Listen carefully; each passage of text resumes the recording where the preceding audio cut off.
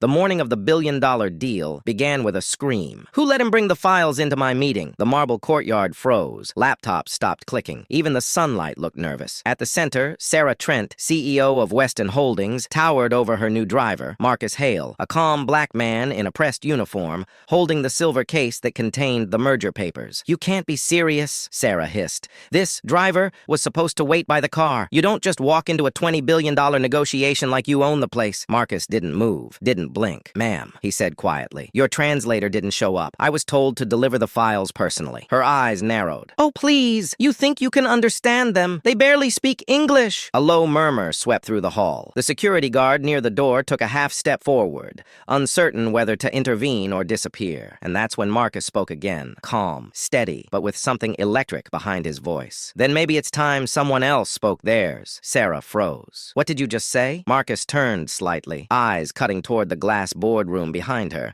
where 3 foreign executives were watching through the reflections. He greeted them in flawless Mandarin, then again in Arabic, and then, softly, in French. The air went still. The entire lobby stared. Sarah's expression collapsed into disbelief. Marcus closed the silver case and whispered, "Next time, ma'am, check who's really carrying your deal." He walked out as sunlight poured through the glass doors. The security guard exhaled. The intern near the planter whispered, trembling, He just saved her meeting." The echo of Marcus's words still lingered in the lobby long after he left. Upstairs, the glass boardroom was silent, papers untouched, executives exchanging quiet glances. Sarah Trent stood by the window, jaw clenched. The city skyline glittered outside, but her reflection looked like someone who'd just been punched in public. "Cancel the meeting," she snapped. Her assistant hesitated. "Ma'am, the delegation is already—" "I said cancel it." The door shut hard. Silence. Down in the hallway, the security guard, a middle-aged man named Richard, watched Marcus step into the elevator. He'd seen plenty of arrogance in this building, but never like that scene. The young intern, Claire, peeked from behind the planter, still trembling. She whispered, "He didn't even raise his voice." Richard nodded slowly. "Yeah, that's the part that scares people." Inside her office, Sarah paced like a storm trapped in glass. The walls were lined with awards, photos of her shaking hands with politicians, articles calling her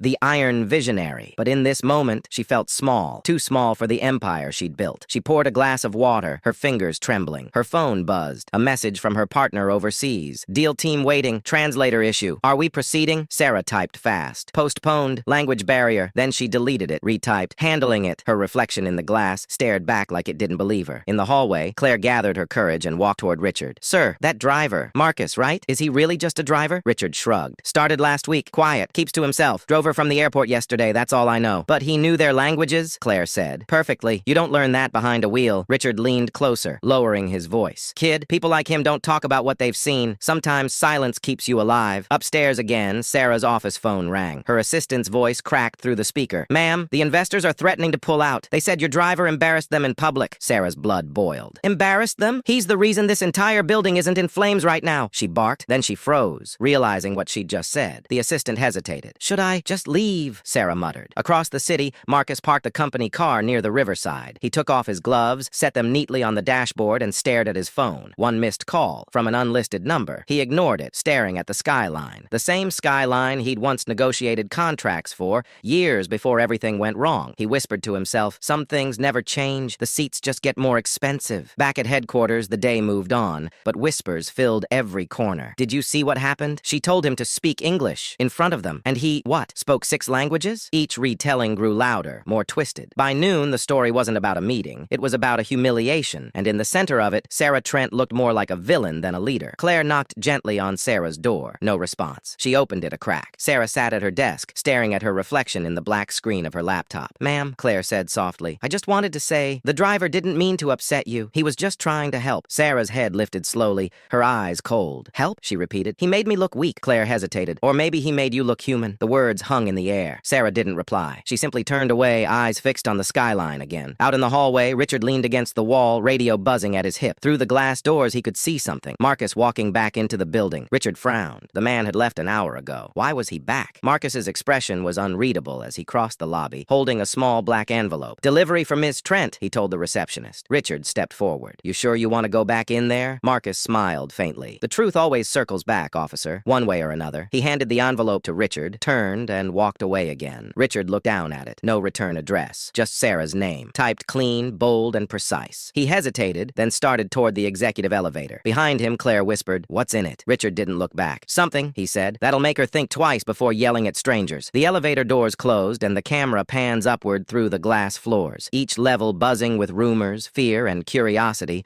until it finds Sarah staring at the same skyline that had once defined her power. And somewhere in that moment, a faint chill crossed her spine, because deep down, she knew Marcus hadn't walked away for good. The envelope sat on Sarah Trent's desk like a live wire. Black paper, no logo, no seal, just her name. She stared at it for a long minute before touching it. Her assistant had already left for lunch. The floor was empty, except for the hum of air vents and the distant click of keyboards. Finally, she tore it open. Inside, one photograph. It was taken 10 years ago. A younger Sarah at an international conference, smiling beside a tall man who looked painfully familiar, Marcus. Back then, wearing a tailored suit, not a driver's uniform. The caption on the back was typed, "People forget faces when they stop looking up." Her throat tightened. She dropped the photo, glancing around the office as if someone might be watching. Down the hall, Claire was organizing files when she saw Richard at the far end, hand on his earpiece. Tense. "Everything okay?" she asked. Richard didn't answer at first. His eyes were fixed on the lobby camera feed. "Ma'am's got a visitor," he muttered. "Name's not on schedule." Claire frowned. "Who?" "Guy says he's with the language division of Global Link, the partners from this morning." He stepped toward the glass doors just as the elevator chimed open. A man in a gray suit stepped out. Polite smile, briefcase in hand. He looked harmless. That's what made it unsettling. Richard's hand hovered near his radio. Inside her office, Sarah was still frozen on the photo when the intercom buzzed. "Ma'am," her receptionist whispered, "someone from the Global Link Translation Bureau is here to deliver the updated contract draft." Sarah exhaled. "Send him in." Moments later, the door opened. The man in gray entered, setting the briefcase gently on her table. "Ms. Trent," he greeted with a precise accent. "I'm here on behalf of Mr. Hale." Sarah's breath caught. "Mr. Hale?" "Yes," the man said. "He asked me to return something you left unfinished." He unlatched the case. Inside lay stacks of multilingual documents,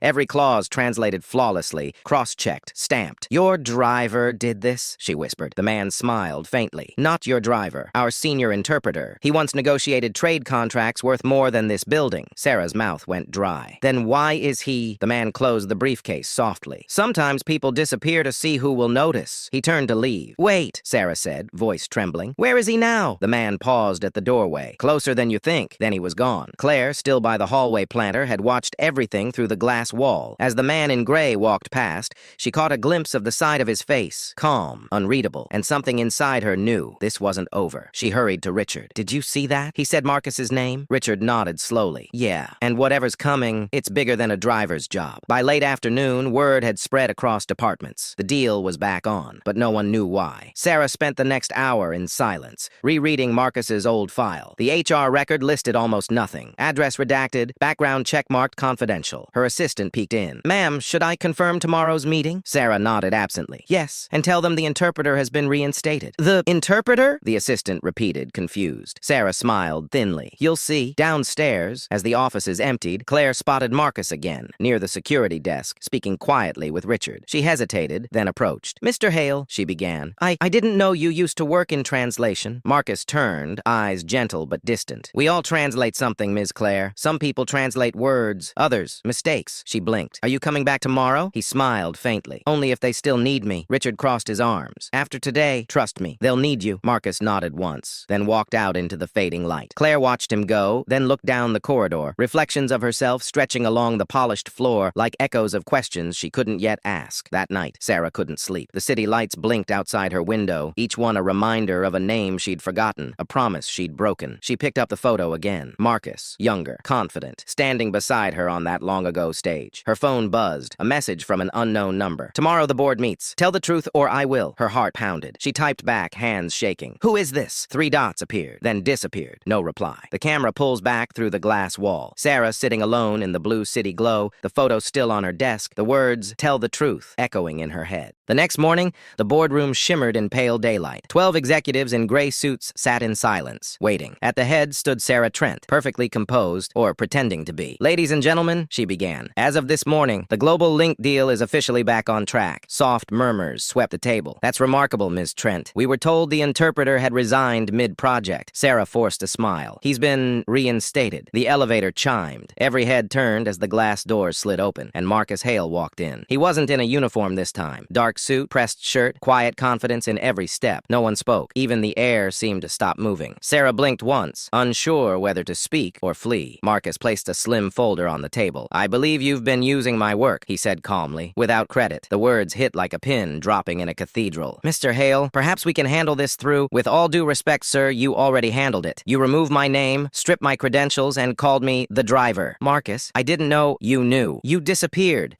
I was the lead interpreter on Weston's first trade deal with Global Link," he said. "And when that deal collapsed, someone made sure my name disappeared from the record. That's a serious accusation. Then consider it a memory jog. 10 years ago, I was framed for leaking classified documents. It destroyed my career. But last night, I received proof that the source wasn't me. Check it. It contains your own internal emails. Subjects appeared on screen. Contract revision. Remove interpreter name. Contain the leak before press notice. Blame transferred employee. Hale. Gasps rippled through the room. "Stop this right now." But it was too late. The last email bore her signature. "Proceed quietly. He's expendable." A silence like thunder filled the room. "You built your empire on other people's silence, Miss Trent, but not today." "You don't understand. There were orders above me, the board." "No, there was a choice, and you made it. I didn't come here for revenge. I came for acknowledgement, for the truth. You can keep your contracts. I'm walking away with my name." "Marcus, wait. You can't just walk away after this. That's what you said last time." The door closed behind him. Downstairs, Claire waited near the lobby, eyes fixed on the elevator. "Did you tell them?" "They listened. Now they'll decide what kind of company they really are." "You could still stay. You deserve this job." "No, Claire. I deserve peace." Sunlight spilled over him like quiet applause. Back upstairs, Sarah sat alone in the now empty boardroom.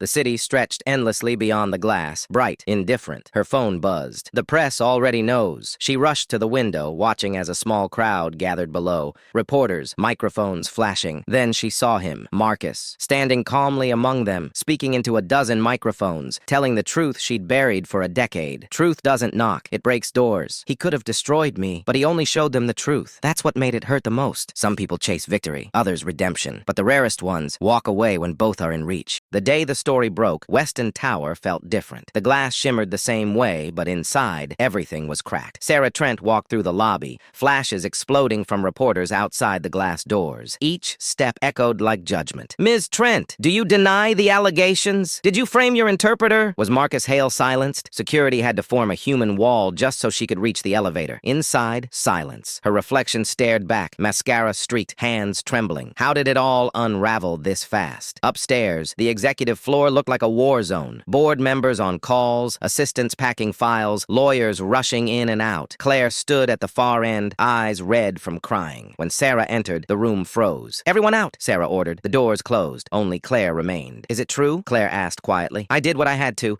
He was going to ruin everything." "He didn't ruin anything. You did." Outside, a new sound echoed. The dull hum of a crowd gathering below. Sarah stepped to the window. Cameras, signs, angry faces. Then she froze. Marcus was there again. Not running, not hiding. Speaking. A reporter held up a mic. "Mr. Hale, can you confirm the allegations?" Marcus spoke calmly. Every word measured. "All I ever wanted was for my name to be mine again. No company, no power, no lie should own a man's identity." The crowd fell silent for a heartbeat, then erupted in cheers. Sarah's knees weakened. She backed away from the window. Her phone buzzed again. A message from her legal counsel. "Resign. Effective immediately." She dropped the phone. Papers slid from her desk like falling snow. This can't be happening. Then, a sudden knock. The door opened. "Sarah," he said coldly, "you've become a liability. You're firing me? We're saving what's left. And Marcus? He's not the problem. You are." At that exact moment, the glass door opened again. Marcus stood there, folder in hand, calm as ever. "Don't," he said softly. "She doesn't deserve this kind of humiliation. You came back? Not for you. For the people who still believe Weston can stand for something better." He placed the folder on the table. "This is everything. Use it. Clean the mess. But don't bury the truth." "Why? Why help me after what I did?" "Because you once believed in me. Before you didn't." "Wait, Marcus. You didn't lose everything," he said. "You just traded the wrong things for it." "Marcus, they're offering to reinstate your position." "The board? No. I'm done building towers for people who'd rather climb over others." "Where will you go?" "Anywhere the truth still matters." He stepped outside. Sunlight hit his face. Cameras flashed. Reporters swarmed, asking questions, shouting his name. He raised a hand, not to silence them, but to signal something simple. Peace. Inside, Sarah watched from the 20th floor window. She looked small now, not the powerful CEO, just a woman realizing the empire she built had hollow walls. "Is he gone?" "Yes. I never meant for it to go this far. You still have a chance to do the right thing. Tell the truth publicly. Don't let him carry this alone. Maybe it's too late. It's only too late when you stop trying." Sarah stood behind a podium, trembling.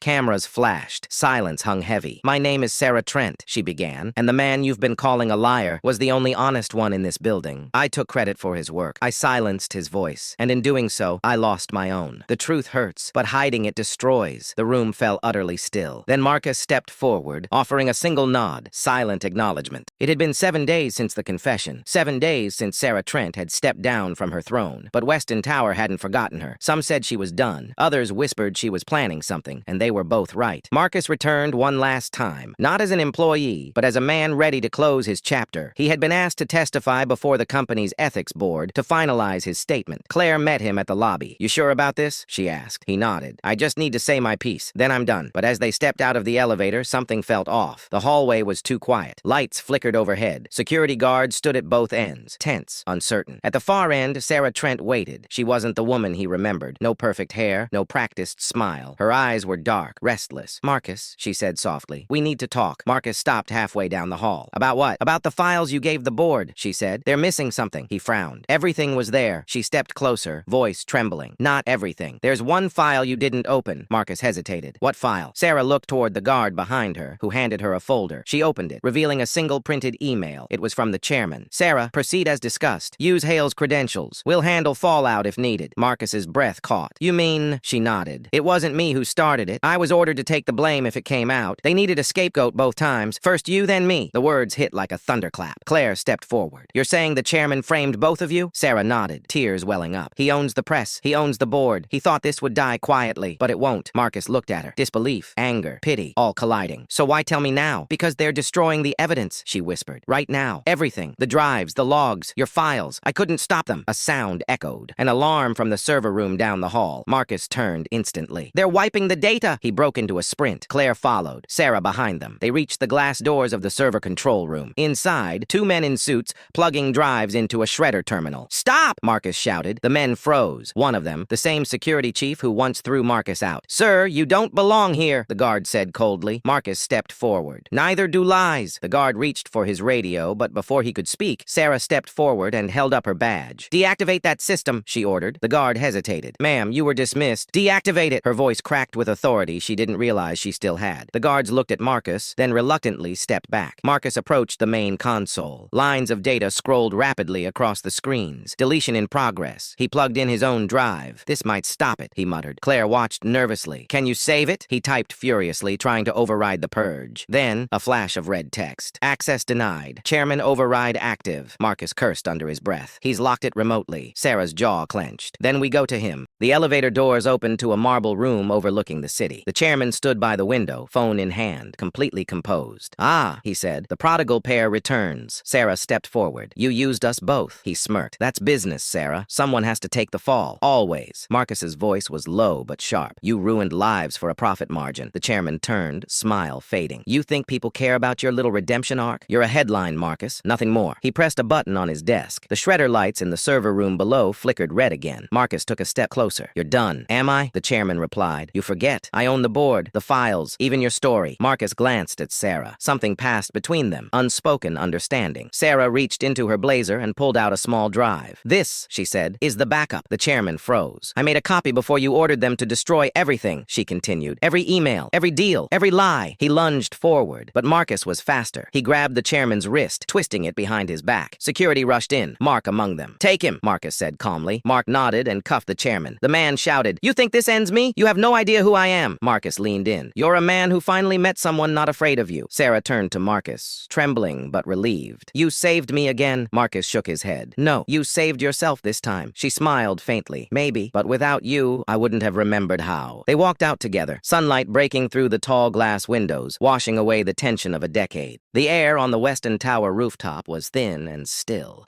the kind of quiet that follows after a storm. Below, the city buzzed. Sirens, traffic, shouts of reporters. But up here, it was just them. Sarah stood facing Marcus, wind brushing strands of hair across her face. Behind her, the chairman was being led away in cuffs by security. "Funny," she said softly. "For years, I thought being up here meant victory." She looked out over the skyline. "Now it just feels lonely." Marcus stepped beside her, calm but distant. "Truth does that. It empties the room first, then then fills it with the right people later. She looked at him. Will you ever forgive me? He didn't answer right away. Just watched the clouds drift over the glass towers. Forgiveness isn't something you ask for, he said finally. It's something you earn. Sarah nodded slowly, tears glinting in her eyes. Behind them, Claire approached quietly, holding her phone. Marcus? The news networks are broadcasting everything, your statements everywhere. He turned. What are they saying? She smiled. They're calling you the man who broke Weston's silence. He laughed softly. That's one way to put it. Claire tilted her head. And you're turning down every interview? He nodded. The story isn't mine anymore. It belongs to the people who needed to hear it. Sarah turned from the edge, walking toward Marcus and Claire. You could rebuild this place, she said. You're the only one the public still trusts. Marcus smiled faintly. That's exactly why I shouldn't. Sarah frowned. You're just going to walk away? He nodded. Yeah, I didn't fight for a seat at this table. I fought to burn it down. Just then, the rooftop door opened. Mark, the head of security, stepped out. Marcus, he said, they're ready for you downstairs. Press wants a final comment before you go. Marcus shook his head. Tell them this instead. He turned to Sarah, voice steady. Tell them that the man they called a driver taught this company how to drive itself. Mark grinned. That'll do. He walked back to the elevator, guiding the handcuffed chairman. Marcus lingered a moment longer, watching the skyline glow with late afternoon sun. The same city that once buried him, now reflecting his light back. Sarah stepped forward. You could have destroyed me. Marcus turned slightly. Wouldn't have fixed anything. Why not? She asked. Because I learned something, he said. Revenge feeds pain. Truth frees it. She took a breath, then extended her hand. For what it's worth, thank you. He looked at it for a long moment, then shook it gently. No bitterness, just closure. As Marcus walked toward the exit, Claire followed beside him. So where to now? She asked. He smiled. Anywhere that doesn't need a title before a name. Claire laughed softly. You really are impossible. Maybe, he said, glancing back at the tower one last time. But at least now, they'll remember my name for the right reasons. Marcus, Claire, and Mark stand near the railing, the skyline glowing gold. Sarah appears at a distance, standing alone, watching them. Not as a rival, but as someone finally humbled. She whispers to herself, unheard by them. Maybe losing everything was the only way to find myself again. Marcus looks out across the city. For the first time, peace in his eyes. Because in life, the truth always finds its way. And when it does, it doesn't whisper. It roars.